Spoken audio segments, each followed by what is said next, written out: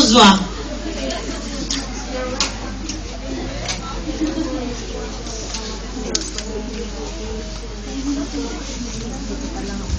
Praise God.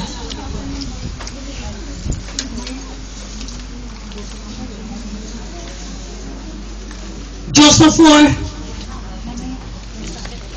This is in conjunction with our preaching, saying thank you to God. Are you with me? Come on, everybody say, thank you, God. Thank you, God. Sino yung nagpapasalamat dito ng grabing pasasalamat dahil sa kabutihan ng Lord? Yung grabing pasasalamat. May see your hands.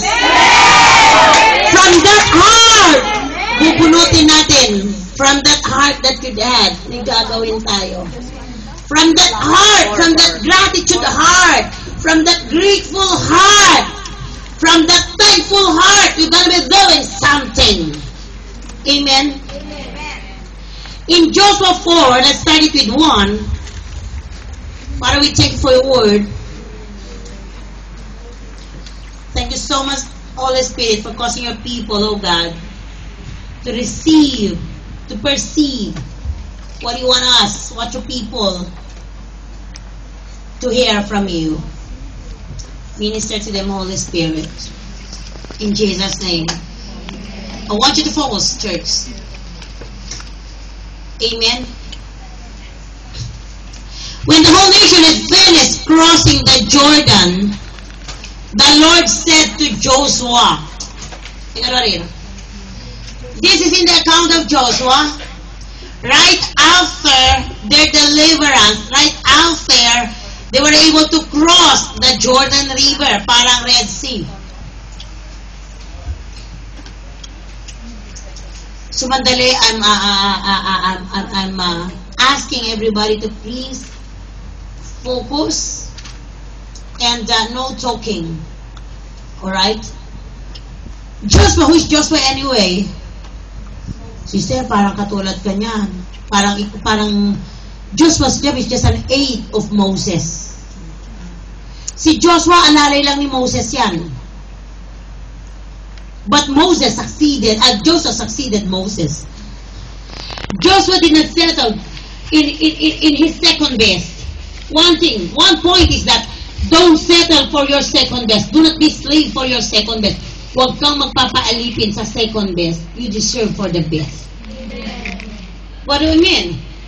Like Joshua, hindi siya nag-settle sa pagiging alalay lang, aid lang. He became one of the greatest leader in their time. And the book of Joshua was named in his name, right? Joshua. Si Joshua, yung nagsabi na huwag mong inalayo ang salita sa bibig mo, i-meditate mo ito dahil dyan ka magtatagumpay. Na kung saan, from pagiging aid, pagiging alalay, it might be kung bakit siya naging matagumpay, hindi niya inalayo ang salita ng Diyos sa bibig niya, sa isip niya. He meditated. He lived according to the Word of God. Grabe yung kanyang connection sa Word of God. Grabe yung connection niya kay God. Na bagamat siya alalay pa that time, and even during nung time na alalay pa lang siya, it might be na pinanonood niya yung kanyang leader. He's so submissive with his leader. The point is this. It's good to become a supporting role. It's good to become alalay. It's good to become pahinante. It's good to become vice. But don't settle there. It's good to borrow, but the word of the Lord says, you'll be on the top and at the tail, the head and at the bottom. A lender, but not a borrower. So, huwag ka magpapaalipin. Kung sa second best, huwag ka magpapaalipin sa kalagayan mo ngayon. You deserve still to be the best. Not just a supporting actress. Not just a pahinante. Not just an aid. But still, you are qualified to be the star. Amen? You're qualified to be the star. Amen? That's why you're gonna be sparkling. Amen? Palapahan natin si God.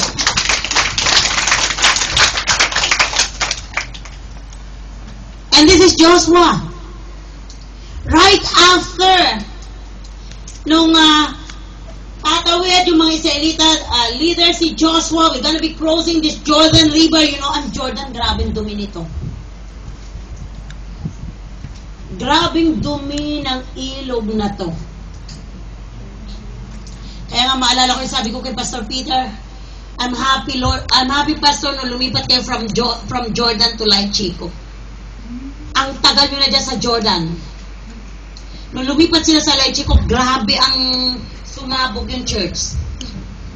Don't settle in Jordan. It might be that hindi lang sa Jordan na lugar, kundi baka nasa Jordan na kalagayan. Kaya ang Jordan, napakadumi, napakabaho. Sabi nga nila, ako lang mag-a-assess. Parang ilog Pasig na ngayon. Lahat ng dumi, lahat ng amoy, lahat andun. Alright? But, when Joshua, we're gonna be letting these people to cross, they cannot make it. It's very impossible. May tubig, may tatawid sila sa kabila. Saan sila sasakay? Buti nga tayo ngayon, may MGR.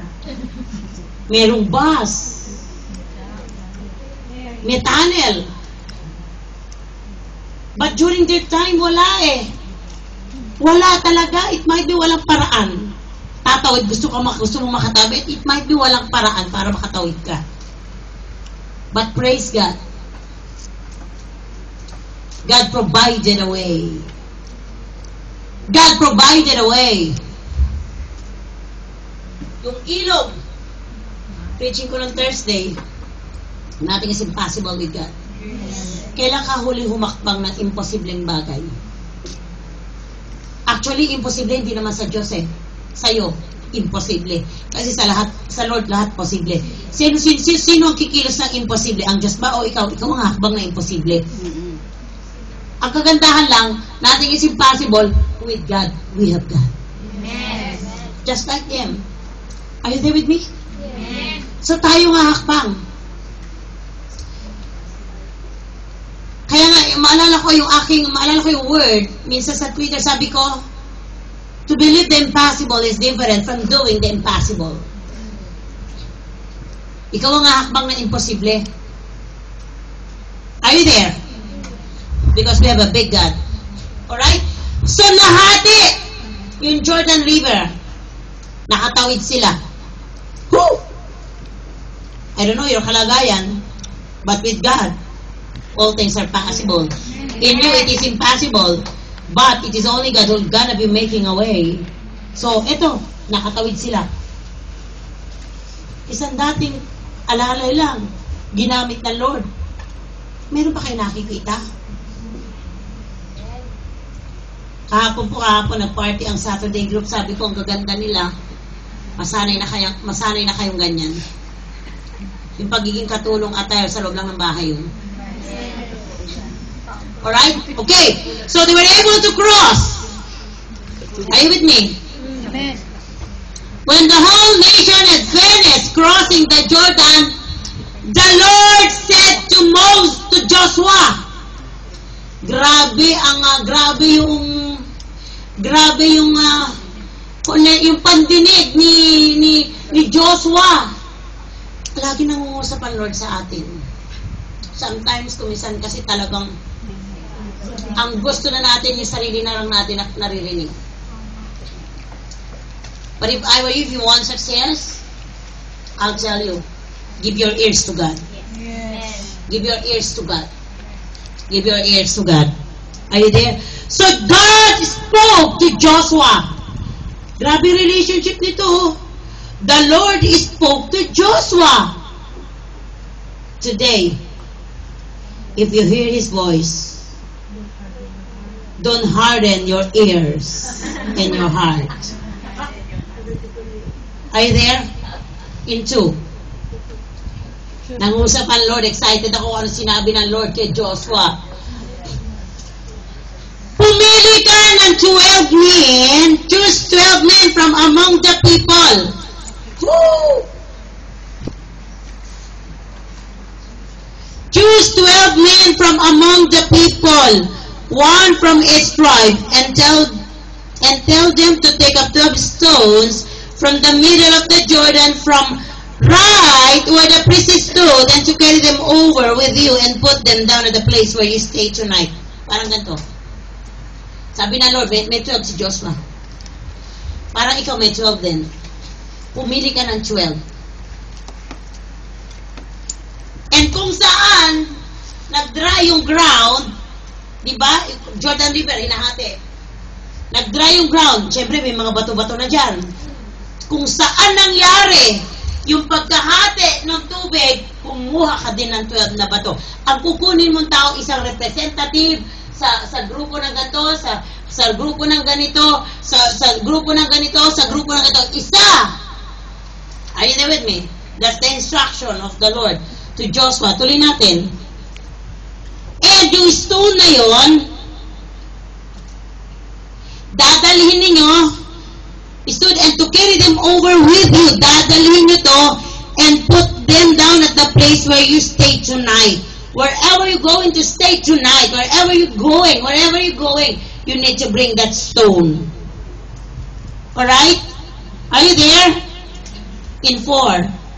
So Joshua called together the 12 men he had appointed from the Israelites, one from his tribe, and said to them in 5, Go over before the ark of the Lord your God into the middle of the Jordan. The ark of the covenant is the, kung yung ark na yan, no, symbolizes wherever they go.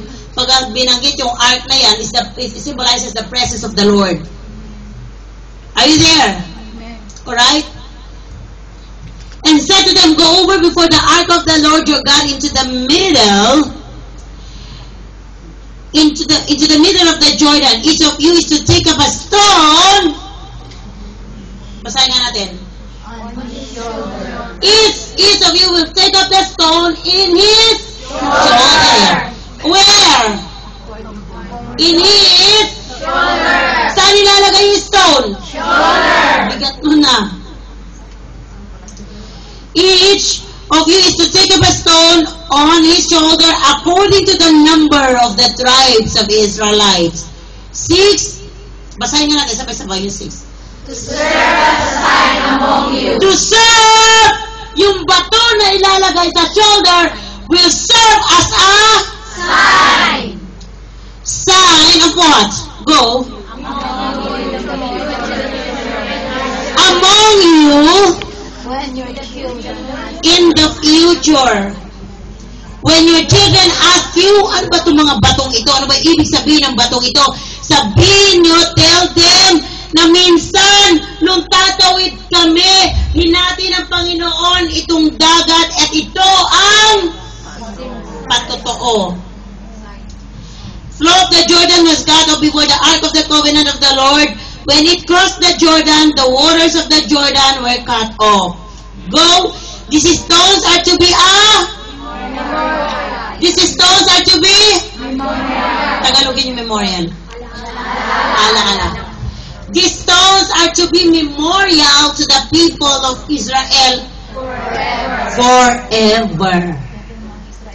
Itong batong ito ay magsisimbolong ala-ala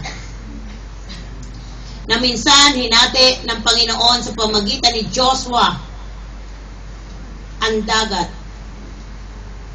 Ala-ala sa mga tao forever. Are you there? Lipat tayo sa 22 Ate Malo. 4:22.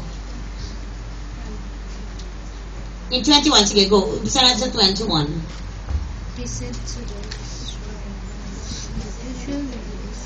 What does it say there?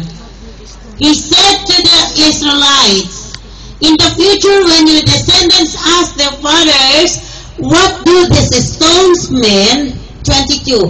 Tell them Israel crossed the Jordan on dry ground. For the Lord your God, in 23, for the Lord your God dried up the Jordan. For the Lord your God dried up the Jordan. For the Lord dried up the Jordan. For the Lord blessed you and bring you here in Hong Kong. Yes.